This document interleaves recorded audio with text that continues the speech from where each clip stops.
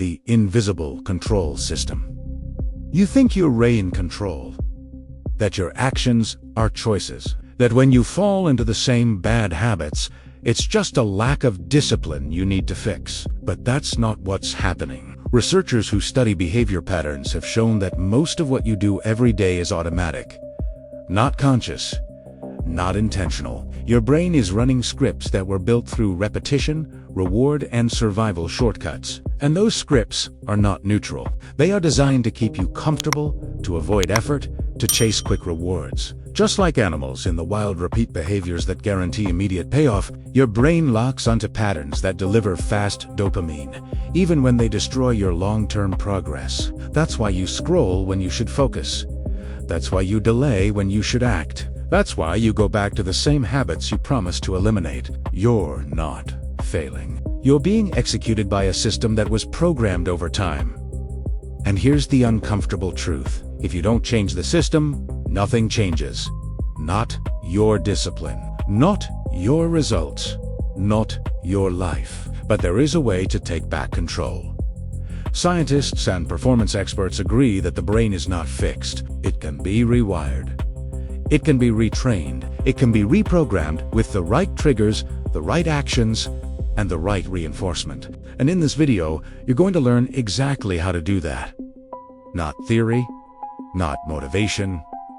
A system, 5 steps that will allow you to break the patterns, eliminate bad habits, and rebuild your behavior from the inside out. Now, pay attention, because the first step will completely change how you see the problem. You don't have bad habits, you have bad triggers.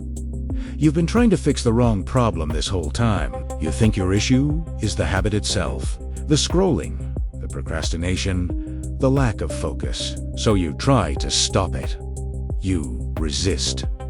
You force discipline, and it works for a while, until it doesn't, because the habit is not the problem. It's the result. What actually controls your behavior is something most people never notice. The trigger. Researchers in behavioral psychology explain that every habit follows a simple loop.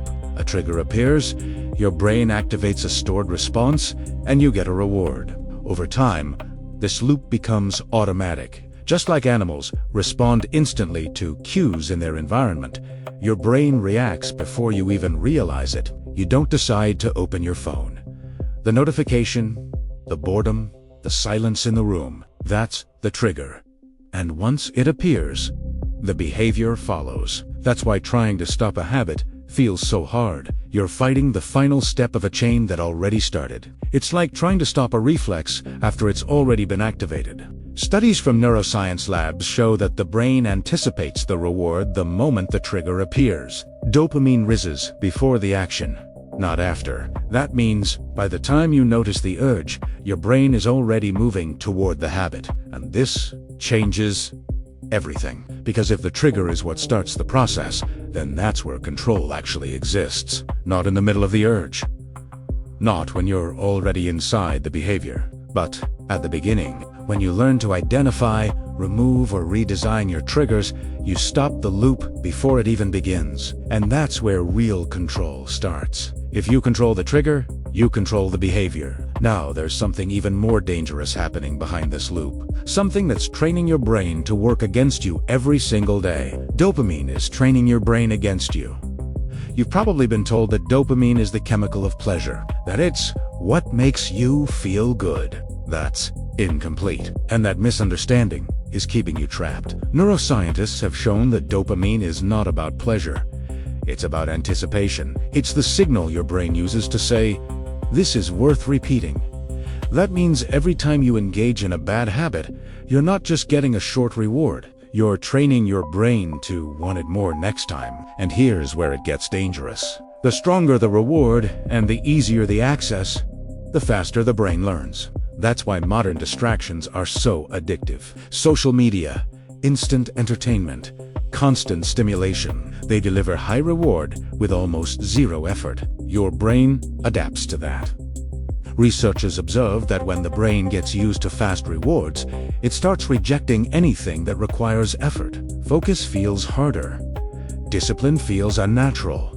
Simple tasks feel boring. Not because you're weak, because your brain has been trained to expect intensity and speed. Every time you choose the easy reward, you reinforce that expectation. You lower your tolerance for effort. You make discipline feel even more difficult. And this creates a cycle. You seek quick dopamine. Your brain adapts. Real work feels harder. You avoid it. You go back to quick dopamine again. You're not just repeating a habit, you're upgrading the system that keeps you stuck.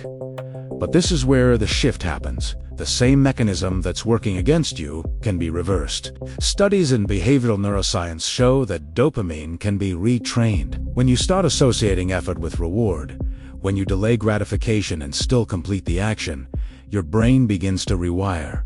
It starts to expect discipline. It starts to crave progress instead of distraction. This is what high performers understand. They don't rely on motivation. They train their dopamine system to work in their favor. And once you understand this, you stop fighting yourself. You start training yourself. But knowing this is not enough. Because in the moment when the urge hits, knowledge disappears. You need something stronger. Something immediate. Something that breaks the pattern before it takes over. The interruption protocol. In the exact moment the urge appears, you don't need more motivation.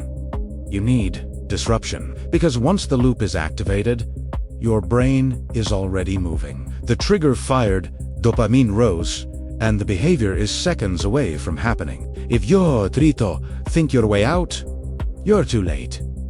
Researchers who study impulse control observed something critical. When a pattern is interrupted with a sudden change, the brain is forced out of autopilot and back into awareness. That's your window. This is what you're going to use. The interruption protocol is simple, but it has to be immediate and physical or highly focused. The moment you feel the urge, you break the pattern before it completes. Stand up instantly. Change your environment. Take a deep, controlled breath and hold it. Splash cold water on your face, or shift your attention to a specific, demanding action that requires full focus. You are not negotiating with the habit. You are cutting the signal. Studies from cognitive psychology show that when you interrupt a behavior loop at the beginning, the neural pathway weakens over time. The brain stops associating the trigger with the same automatic response. And this is where most people fail. They wait. They hesitate. They try to resist internally while staying in the same position, in the same environment, under the same trigger. That doesn't work. You need a switch. Something that tells your brain instantly, this pattern will not continue. At first, it will feel forced. That's expected. You're breaking a system that has been reinforced for months or years. But repetition changes everything. The more you interrupt, the weaker the loop becomes. The less automatic the behavior feels, until one day, the trigger appears and nothing happens. That's control. But if you stop here, you create another problem, because your brain does not accept empty space. And if you remove a habit without replacing it, something else will take its place. Replace. Don't remove. Here's where most people sabotage their own progress without realizing it. They try to eliminate a habit and leave nothing in its place. They remove the behavior, but ignore the need that created it. Your brain doesn't work like that. Researchers in behavioral science explain that habits are not random. They serve a function. Relief from boredom, escape from stress, stimulation, control. When you remove the habit, the need remains, and your brain will find something else to fill that gap. Usually something worse, something easier, something more addictive. That's why people quit one bad habit and fall into another. They didn't solve the pattern, they just changed the surface. The rule is simple. You don't remove a habit, you replace it. Same trigger, new response. Similar reward. If boredom makes you scroll, the problem is not the phone. It's the need for stimulation. So you replace passive consumption with active engagement, something that still gives your brain feedback, but builds instead of drains. If stress makes you escape, The solution is not suppression, it's redirection, a controlled action that releases tension without destroying your focus. Studies show that when the brain receives a comparable reward from a new behavior, it begins to shift the association. The old habit weakens, the new one strengthens, and over time, the replacement becomes automatic. This is how real change happens. Not by fighting your brain, but by guiding it. And there's another advantage here. When you replace, instead of remove, you eliminate resistance. You stop relying on willpower. You create a system that works even when you don't feel like Italiano. That's when discipline starts to feel natural. But even this is not enough to make it permanent. Because if your identity stays the same, the old patterns will always try to come back. The identity shift that locks everything in place. Up to this point, you've been changing behavior. Now you change who you are. Because habits are not just actions, they are expressions of identity. Researchers in cognitive psychology explain that the brain constantly seeks consistency between what you do and what you believe about yourself. If there's a conflict, your brain resolves it by pulling you back to what feels familiar. That's why people relapse, not because the method failed, but because their identity never changed. They still see themselves as someone who procrastinates, someone who lacks discipline, someone who always tries and fails. And your brain will always prove that belief right. So, if you want permanent change, you don't start by repeating actions. You start by redefining the standard. You stop signing, "I'm trying to be disciplined," and you start operating as someone who doesn't negotiate with distractions.